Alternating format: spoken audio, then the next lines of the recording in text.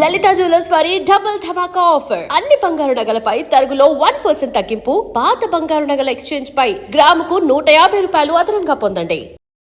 నమస్తే, welcome to I dream. నేను మీ anchor Pratyusha.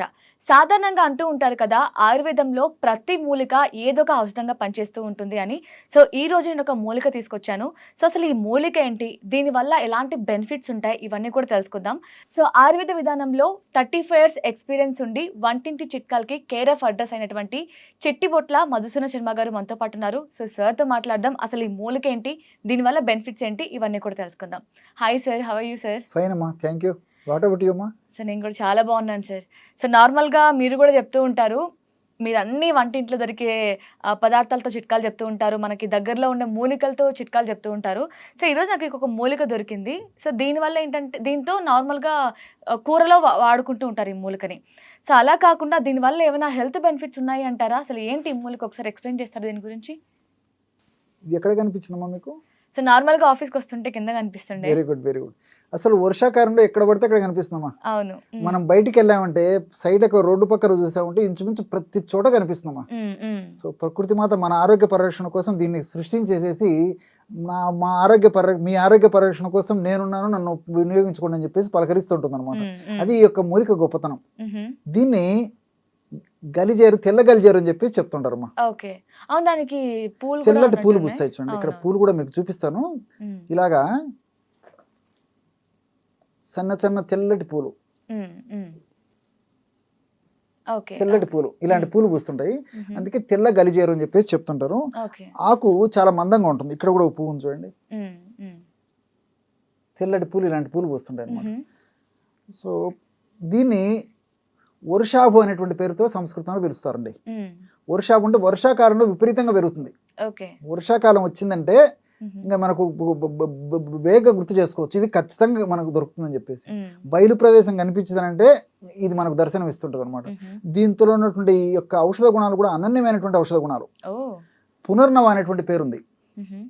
So వర్షాభు అంటే వర్షాకాలంలో ఎక్కువగా దొరుకుతుంది అనేటువంటి పేరు. పునర్నవ, పునః అంటే మరల, నవ అంటే నూతనత్వం. అంటే మన దేహంలో ఉన్నటువంటి ప్రతి కణానికి, ప్రతి అవయవానికి, ప్రతి ఆర్గానికి కొత్త జన్మను ప్రసాదిస్తుందని చెప్పేసి పునః నవః, నూతనత్వం. అంటే అంత అద్భుతంగా పనిచేస్తుంది. నూతన జవసత్వాలు వచ్చేస్తాయి అనమాట ఈ యొక్క ఔషధాన్ని ఉపయోగించుకోవడం వల్ల. కాబట్టి వీటి నేపథ్యంలోనే భారతీయ సంస్కృతి సాంప్రదాయాల్లో భాగంగా, వంటకాల విధానంలో భాగంగా ఇంచుమించు భారతదేశం అంతా కూడా ఈ కూర చేసుకోవడం కూడా అలవాటు. పప్పులు ఎక్కువగా వాడుతూ ఉంటారు. కరెక్ట్ చెప్పారు. సో అప్పుడప్పుడు మన ఇళ్లలో పప్పు కూర కూడా దీంతో వండుకొని తింటూ ఉంటారు అనమాట. కాబట్టి దీంట్లో అనేక రకాలైన ఔషధ గుణాలు ఉన్నాయి. అంతేకాకుండా ముఖ్యంగా వాపులను తగ్గించేటువంటి మంచి గుణం దీంట్లో ఉంది. దేహంలో వాపులు వచ్చినప్పుడు వాపులు తగ్గించే గుణం ఉంది. కామెర్ల వ్యాధిని తగ్గిస్తుంది. తర్వాత ఈ యొక్క చర్మ వ్యాధిని తగ్గిస్తుంది. అదేవిధంగా కీళ్ళ నొప్పులను తగ్గిస్తుంది. అదేవిధంగా తలదిరుగుడు అనేటువంటి సమస్య ఉన్నప్పుడు ఆ యొక్క సమస్య తగ్గుతుంది. అదేవిధంగా ముఖ్యంగా ఈ యొక్క కిడ్నీస్ ఏదైనా సమస్య వచ్చినప్పుడు, మరి దానివల్ల క్రియాటినిన్, యూరిక్ యాసిడ్, యూరియా ఇలాంటి సమస్యలు వచ్చినప్పుడు చాలా బాధపడుతుంటారు. ఒక టైం తగ్గవు అనమాట.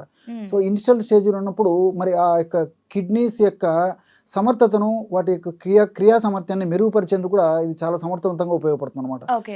సో ఇప్పుడు మీరు చెప్తున్నారు కదా, ఇన్ని హెల్త్ ప్రాబ్లమ్కి సొల్యూషన్ ఇది ఒకటే అని.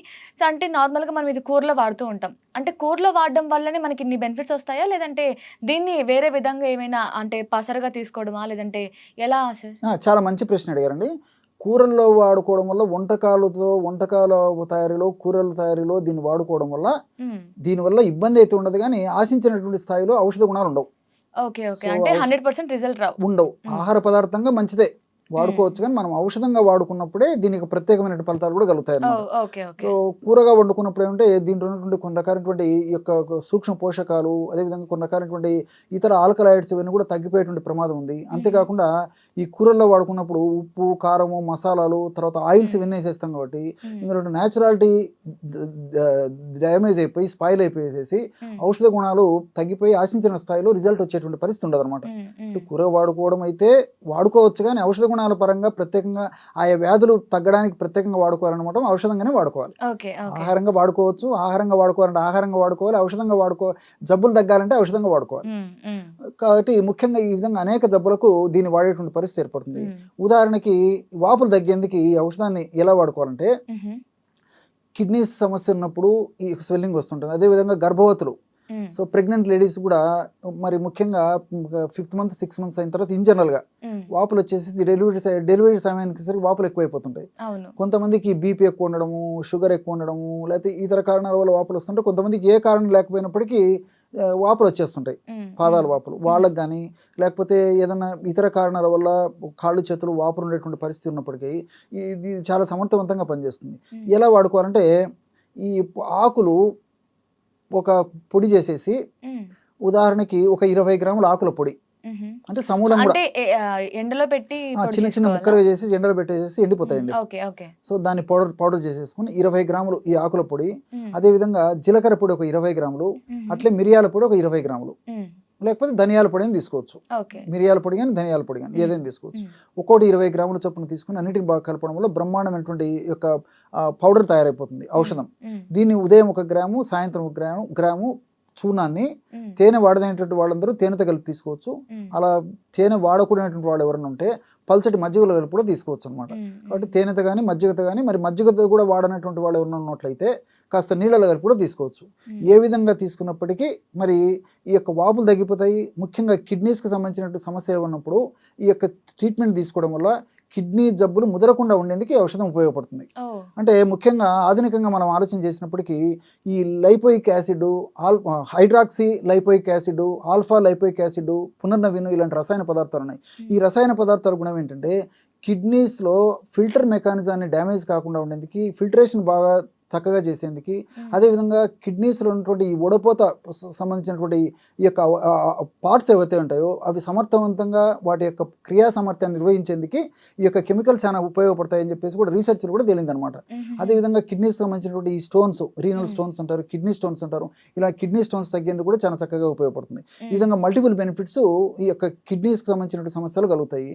షుగర్ వ్యాధిగ్రస్తుల్లో నేను ఇంతకుముందు చెప్పినట్లు కిడ్నీస్ త్వరగా డ్యామేజ్ కాకుండా ఉండేందుకు, అదేవిధంగా డయాలసిస్ స్టేజ్ రాకుండా ఉండేందుకు ఈ యొక్క ఔషధాన్ని నేను చెప్పినటువంటి పద్ధతిలో వాడుకోవడం కానీ, లేకపోతే ప్రత్యేకంగా మరి కిడ్నీస్ సమస్య, ఇక్కడ కిడ్నీలు బాగా డ్యామేజ్ అయ్యేటువంటి పరిస్థితి ఏర్పడడం కానీ, లేకపోతే డయాలసిస్ స్టేజ్ వచ్చేటువంటి పరిస్థితి ఉన్నప్పుడు ఏం చేస్తారంటే ముందు జాగ్రత్త చర్యగా కిడ్నీస్ మరీ డ్యామేజ్ కాకుండా ఉండేది కూడా ఈ యొక్క రసం, దంచేసి రసం తీసుకొని ఒక 10 ml రసంలో ఒక పించ్ ఆఫ్ ఎలాచి పౌడర్ కలిపేసి రోజు ఉదయం ఒకసారి, సాయంత్రం ఒకసారి, రోజు ఒక్కసారి తీసుకుంటుండడం వల్ల కిడ్నీస్ని రక్షిస్తుంది. అంతేకాకుండా నేను ఇంతకుముందు చెప్పినట్టు పునః నవహ, కొంతమంది కండిషన్స్లో మళ్ళీ నూతనత్వం కూడా, కిడ్నీలకు మూత్రపిండాలకు నూతన ఇది శక్తిని కలగజేసేసి సమర్థవంతంగా ఆరోగ్యవంతంగా పనిచేసేందుకు కూడా ఉపయోగపడుతుంది. అంతేకాకుండా ఇప్పుడు ఈ తలదిరుగుడు సమస్య ఉంటుంది కొంతమందికి. ఈ తలదిరుగుడు సమస్య ఉన్నప్పుడు ఈ ఆకులు తీసుకొని, ఆకు ఒకటి, ఆ తర్వాత కాస్త ధనియాలు, అదేవిధంగా గసగసాలు కాస్త నీరు వేసేసి నూరేస్తే మెత్తగా పేస్ట్ లాగా అయిపోతుంది. సో ఆ కణతలకు అప్లై చేస్తుంటే రోజు ఉదయం ఒకసారి, సాయంత్రం ఒకసారి ఈ తలదిరుగుడు లేదా వర్టిగో అనేటువంటి సమస్య కూడా తగ్గిపోతుంది దీనివల్ల. అంతేకాకుండా ఈ యొక్క పునః గలిజేరు కీళ్ళ నొప్పులు కూడా పనిచేస్తుంది. ఏ కీళ్ళ నొప్పులకైనా ఈ యొక్క గలిజేరుని తైలంగా తయారు చేసుకుని వాడుకుంటే సమర్థవంతంగా పనిచేస్తుంది. ఎలాగంటే ఈ యొక్క మొక్కను తెచ్చుకొని శుభ్రంగా కడిగేసేసి దంచేసేసి రసం తీసుకోవాలి. రసం ఎంత ఉందో రసానికి సమానంగా ఈ నువ్వు నూనె తీసుకోవాలి.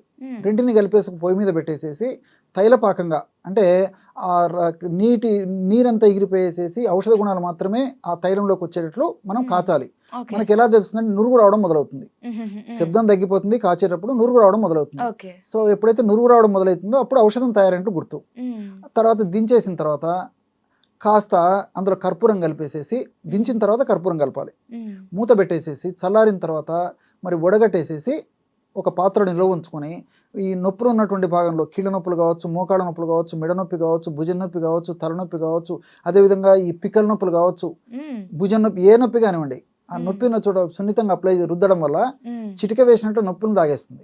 ఓకే, అంటే బాడీ మొత్తంలో కాలి బొటన వేలు నుంచి తల వరకు అన్ని భాగాలకి ఉపయోగపడుతుంది. అందుకే పునర్నవ అంటారు అనమాట, నూతన జీవసత్వాన్ని కలగజేస్తుంది అనమాట. అందుకే దీనికి ఆ పేరు.